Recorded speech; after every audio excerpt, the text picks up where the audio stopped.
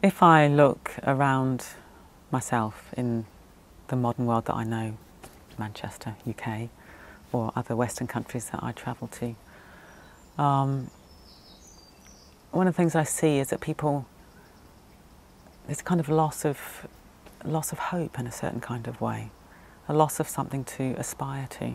That's one of the things I wonder about, where our values seem to be so consumeristic and materialistic and secular in the modern world. And you know, I like to think that if I get an iPad, I'll be happy. Indeed, I do sometimes wonder that very thing. But I'm quite sure that, you know, going for refuge to all these material things, it's so empty. Because as I say, I'm quite attached to these things myself, so I go through that little cycle. Oh, if I get something, I'll be happy. And then I get it and I think, oh, you know, it's not so great. And then I start fantasizing about the next thing. So if you've got a whole world, a whole culture that's based on these values of more and more material things will make you happy, that's a very empty life. And I think what we offer in the Triratna community is values based on, mainly on connection actually, because we are a community, we're very good on Sangha. And if you put your effort into connecting with other human beings, that will lead to some kind of fulfillment. I really believe that. I think that probably one of the deepest longings we have as human beings is to connect. That's just my own intuition. So if I'm deciding to put my effort into shopping for an iPad rather than spending time with a friend, well, one will lead to a nice toy, admittedly, but inner emptiness most probably, and the other will lead to me feeling full.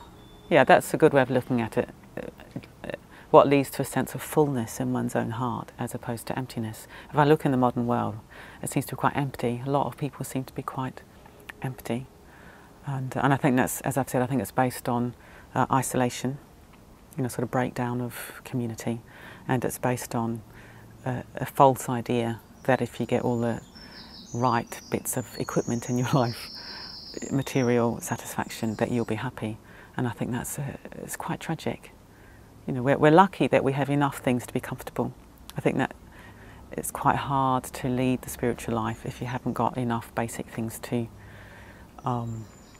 meet your basic needs. So we're very lucky. We've got clean water, we've got electricity, we've got a roof over our heads, we've got, in my case, a comfortable bed. You know, that I couldn't practice without a comfortable bed, I know that. So we need enough, but it's a bit like we've gone so overboard in terms of looking for security through the material world, and I think that's doomed to failure. And then we've also become very isolated from one another, which I think is doomed to failure. I think the Dharma's got a huge amount to offer people in the modern world. Partly our commitment or our emphasis on community. I think that's so important. Being in good connection with other human beings on the basis of shared ideals. I think that's such a wonderful thing for the modern world, where people can be so isolated on the one hand, you know, cut off from their families and their local community, and on the other hand, very caught up in going for refuge to consumerism and materialism, which gives you short-lived satisfaction perhaps, but a sense of inner emptiness in the long run. Whereas it feels like we're healing that in a certain kind of way by our emphasis on coming together, practicing collectively, living together, working together, and based on our shared ideals. So we're not only coming together and connecting, which is tremendously important, but we've also got something to look up to. We're looking up to the Buddhist ideal, you know, the Buddhist ideal of enlightenment. We've got something to revere. I think we all need that in life. I think we need to feel connected, basic human need, and I think we need something to look up to. And I think our community can offer that. And we can offer the ideal of enlightenment, but that might be too abstract for people. But we can offer, I know Sadhanandi recently said to me that she tries to be the fourth sight for people, which I found quite interesting. That in a way all the members of the order and people in our community are practicing, we can be like the fourth sight that the Buddha saw. So we can be exemplifying something new and different in the world, which is based on sort of inner contentment, not this kind of thirst and hunger for more and more things, and putting our energy into relationships, into friendships, into being connected to other human beings in a positive, benign, benevolent way, and then walking together towards what we aspire to. That can be a great thing in the modern world, and you just never know the effect you're having. I always remind myself of that every time I step out into the world. I never know the effect I'm going to have.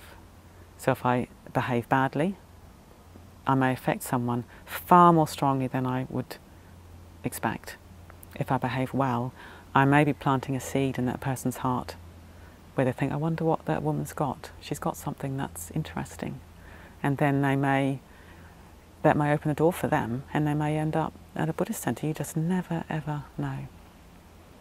So yeah, we're a community of the fourth sight.